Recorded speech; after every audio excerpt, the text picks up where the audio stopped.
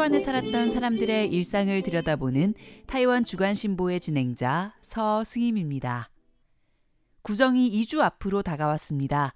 타이완에서는 음력 새해 첫날인 1월 29일 수요일을 전후로 구정 연휴 기간이 총 9일이나 되어 많은 사람들이 이 기회를 틈타 해외여행을 떠날 생각에 들떠 있는데요. 해외여행을 가려면 반드시 소지해야 하는 여권. 국가명이 적혀있는 하드커버를 펼치면 사진과 함께 소지자의 이름, 국적, 여권 번호 등이 기재되어 있는 국제신분증인 요즘 여권과 달리 타이완의 첫 여권은 얇은 종이 한 장짜리였다고 합니다.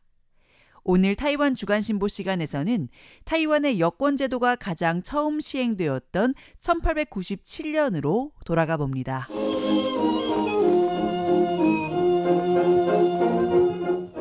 1897년부터 1907년까지 타이완에서 출국하는 모든 사람들은 반드시 여권을 신청해야 했습니다.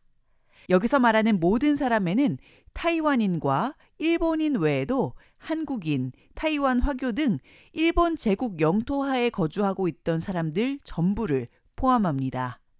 1997년 1월 타이완 총독부는 외국 여권 규칙을 시행해 타이완에 거주하는 일본 제국 신민이 해외로 나가려면 각 지방관청에서 여권을 신청해야 한다고 규정했습니다. 그리고 같은 해 5월 시모노세키 조약에 따라 타이완인의 선택적 이주 기간이 종료되자 타이완인도 해외로 나가려면 다른 제국 신민과 마찬가지로 규정에 따라 여권을 발급받아야 했던 것이죠. 여권은 기본적으로 1인당 한 매씩 발급되었고 발급 수수료는 50전이었습니다. 다만 남편과 함께 여행하는 아내 혹은 미성년 자녀는 예외적으로 자신의 여권 외에 남편이나 부모의 이름, 신분, 나이를 함께 기재할 수 있었죠. 지금의 여권과 달리 얇은 종이 한 장짜리였던 일제시기 여권.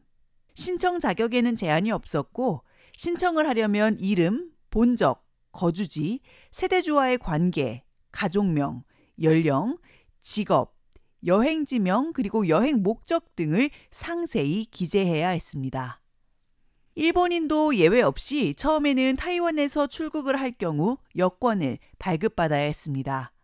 그러나 일본 외무성은 1907년부터 일본인에게 여권 신청을 선택사항으로 변경했는데요. 타이완 출국 시 여권을 또다시 신청해야 하는 불만이 이곳저곳에서 제기된 결과입니다. 물론 같은 시기 타이완인은 여전히 여권 신청이 필수였던 상황에서 차별 대우가 실제 행정상으로 발현된 것이죠. 여기에 더해 타이완인이 중국으로 가는 경우 도화 여권을 추가로 신청해야 했습니다. 여기에 대해 타이완인들은 차별이라며 저항했죠.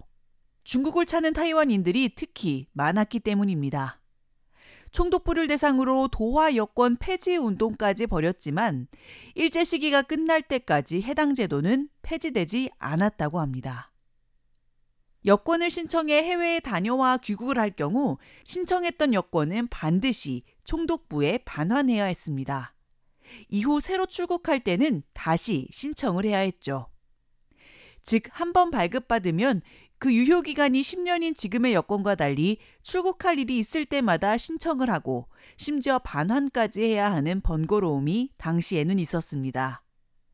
총독부는 여권 발급 및 반환 기록을 타이완 총독부 여권 하부표라는 제목의 공문에 꼼꼼히 정리해 두었는데 여기에 등장하는 용어 몇 개가 상당히 흥미롭습니다. 하나는 기류지입니다. 만약 출생지가 타이완 짜이이나 현재 타이베이에 거주하고 있다면 타이베이가 그 사람의 기류지가 됩니다. 즉 지금의 거주지와 같은 개념입니다.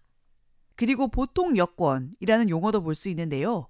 이것은 1회 왕복 사용으로 제한되며 타이완으로 돌아온 후 기한 내에 반납해야 하는 여권을 의미합니다. 반면 3년 동안 횟수 제한 없이 사용할 수 있는 여권으로는 왕복 여권이라고 불렀습니다. 그리고 족적이라는 항목에는 신신민, 즉 새로울 신자에 신민을 합쳐 신신민이라는 용어도 등장하는데요. 1895년 시모노세키 조약 체결 이후 2년 동안 타이완인들은 재산을 처분하고 이주할 수 있는 기간을 가졌습니다. 그러나 이 기간이 지나도 이주하지 않은 사람들을 총독부에서는 일본의 신민으로 간주했죠. 따라서 1897년 5월부터의 기록에서는 일반 타이완인을 일본 제국의 새로운 신민을 의미하는 신신민이라는 용어를 사용해 기재했습니다. 그렇다면 새로운 신민으로 명명된 타이완인들이 여권을 사용했던 가장 큰 목적은 무엇이었을까요? 바로 교육과 취업입니다. 타이완인의 여권 기록은 유학이나 취업을 위해 중국으로 향한 것이 대부분입니다. 당시 타이완 내에는 교육기관이 현저히 부족했기 때문인데요. 교육시설 자체가 부족한 데다가 일본인과 달리 타이완 자제들은 입학 정원도 제한되어 진학 경쟁이 상당히 치열했습니다. 물론 당시 능력 있는 부모들은 자신들의 자녀를 일본으로 유학 보내기도 했지만 대다수의 유학지는 중국이었죠. 특히 일본인들이 중국에서 운영하는 학교가 인기였다고 합니다.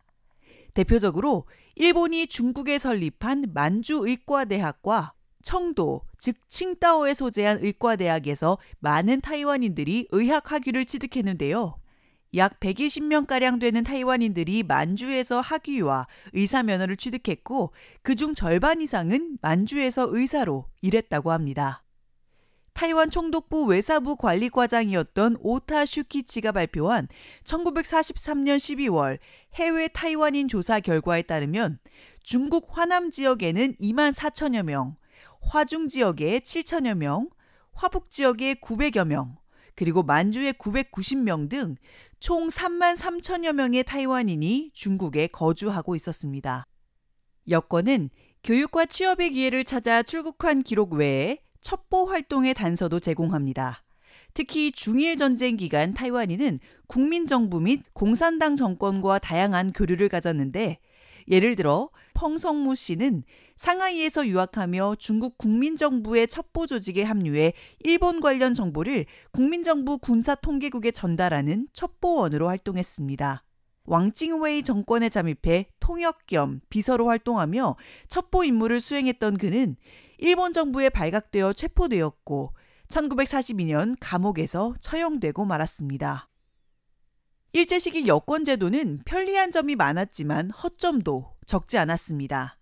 어떤 사람들은 여권에 자신의 목적지를 샤먼이라고 적어놓고 실제로는 부저우나 난징으로 가는 경우가 있었는데 이를 제재할 방법은 딱히 없었던 것입니다. 1908년 이후 타이완인이 일본으로 가는 데에는 더 이상 여권을 신청할 필요가 없어졌습니다.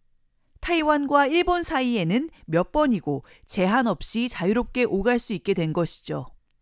이를 이용해 어떤 타이완 사람들은 타이완에서 여권 신청하는 번거로움을 피하기 위해 먼저 일본으로 간 뒤 중국으로 이동하는 방법을 사용하기도 했다고 합니다. 그래서 당시 많은 항일 인사들이 중국으로 건너갔다고 알려져 있지만 총독부가 기록하는 여권 하부표에는 이들의 이름이 나타나지 않죠. 중국 외에 타이완인들이 자주 가는 해외로는 남양, 즉 동남아시아도 있었습니다. 사업을 하는 타이완인들은 남양으로 진출해 자신의 사업을 확장하고자 했는데 특히 1916년경 많은 타이완인들이 상업, 사업 활동을 위해 남양으로 이주했다고 합니다. 당시 영국과 네덜란드의 식민지였던 보르네오 섬으로의 이주가 적지 않았는데요. 타이완인들은 일본의 지원과 화교 네트워크에 의존해 자신의 생계를 꾸려갔습니다. 그래서 1917년경에는 약 1000명의 타이완인이 일본인이 운영하던 북보르네오 고무공장에서 일하기도 했다는군요. 현재 중앙연구원 타이완사 연구소에는 이렇게 일제시기 여권 자료를 수집하고 정리해 디지털화해 놓은 데이터베이스가 구축되어 있습니다. 현재 등록된 자료만 약 20만 건이 넘는다고 하는데요. 특정인의 이름을 입력하면 그 사람이 출국을 신청했던 이유, 목적지 등을 상세히 확인할 수 있다고 합니다. 지금까지 타이완 주간신보의 진행자 서승임이었습니다.